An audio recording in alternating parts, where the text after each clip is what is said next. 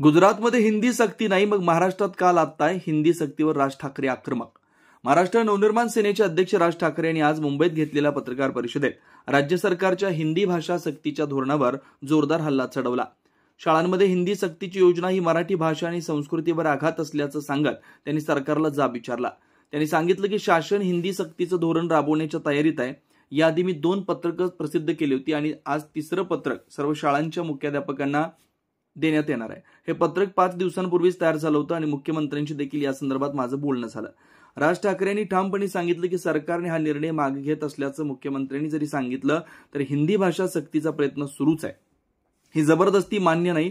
सरकार हिंदी पुस्तक छापण्याची तयारी करत आहे. हा प्रयत्न हाणून पाडलाच पाहिजे. ते पुढे म्हणाले, मुलं मोठी झाल्यावर स्वतःच्या इच्छेने हवी ती भाषा शिकू शकतात.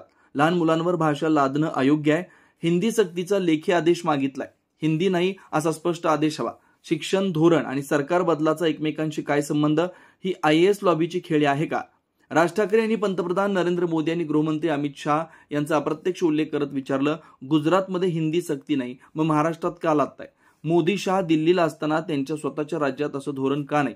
त्यांनी शाळांमधील पर्यायी भाषांचा मुद्दा उपस्थित करत म्हटलं, इयत्ता 6वीत जर आधीच पर्याय आहे तर नवीन पर्यायाची गरज काय? महाविद्यालयांमध्ये फ्रेंचसह अनेक पर्यायी भाषा आहेत, पण हिंदी लादण्याचा हट्ट का, असा सवाल देखील त्यांनी केलाय.